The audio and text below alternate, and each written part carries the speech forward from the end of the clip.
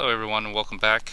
In this episode here I'm doing a 3D side by side, and what you're seeing now is the dragon. I wanted to do a 3D, but it didn't turn out that well.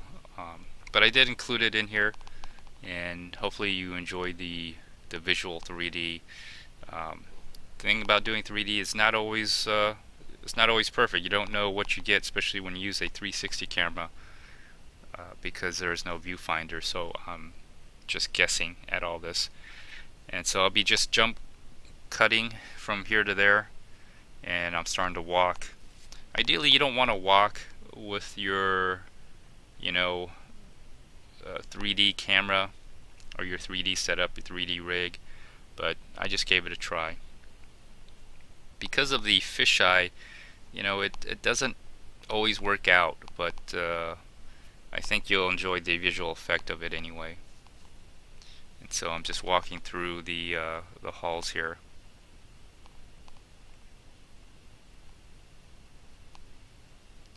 And so eventually I'll get to other areas. I just put some of this in to kind of give you an idea of what it's like to shoot in a consumer grade camera, 360 consumer grade camera, on a side-by-side format. You can do top and bottom, but sometimes side by side works a lot better than the top and bottom, just because of the workflow. Top and bottom seems to be more data intensive. So here I thought this might be a good shot, but it didn't turn out that way. But there is a person who's going to come up that escalator, and it does give a 3D visual effect, I think, that you might appreciate. As you see the 3D right here, the person walking by.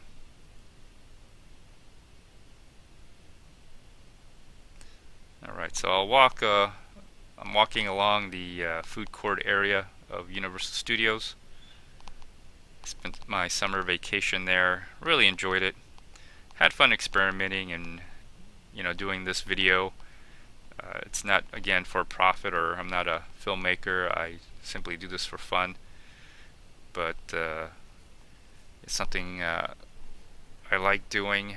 Have I perfected the technique? No, not really. And again, the technology is not quite there. Not quite there. Here you can see the railing really start to come out. That's probably the most dramatic 3D here that I have, as far as things popping out. But there's other areas. You really need multiple objects to really bring out the 3D. Another thing that helps is to have the thing that you want in 3D to be in the middle of the frame, on both the left and the right side. That's what's really going to bring it out. And if you know the distance where you need to be, I think my camera rig, it was set up maybe 4 or 5 inches apart. The bar I have is only 8 inches wide, and so that's what I have to work with. Sometimes I think I can get it to like maybe a 9 to 10 inch separation between the two cameras, but typically it's only about 5, maybe 6 inches apart. And so that may only give, let me see, 1 inch equals 30 inches, so times that by 6, and you got 180 inches, in which that's the distance you have to be at to get a 3D. And when you're out in the open space with the 360 camera with the fisheye, it really distorts the view.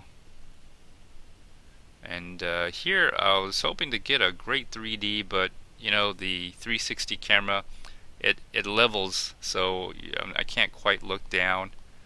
I have the 360 camera, it's the Insta360 ONE. I have 2 of them, so that's how I'm kind of doing these 3D.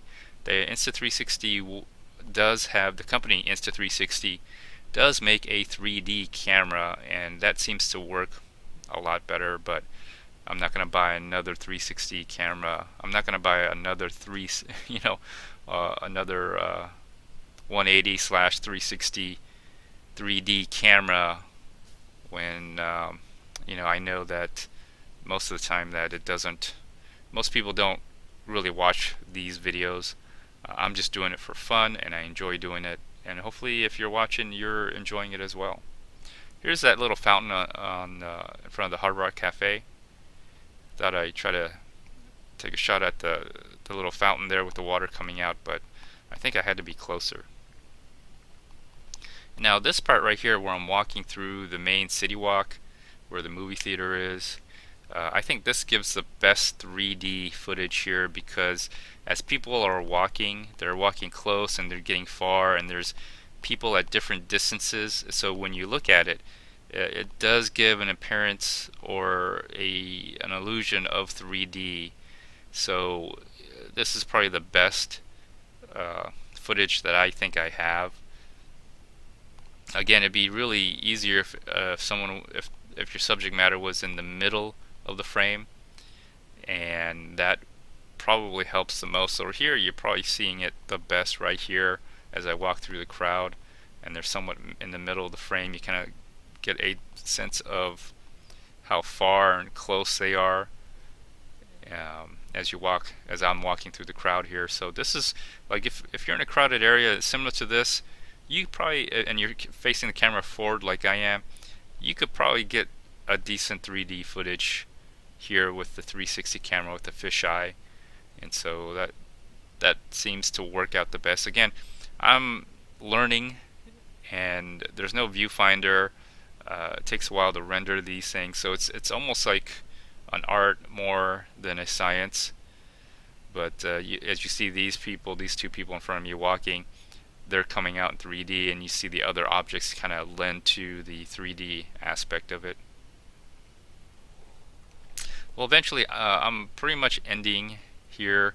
I cut a lot out because a lot of the footage did not really work, or I felt it didn't work, and the ones I've included work some better than others.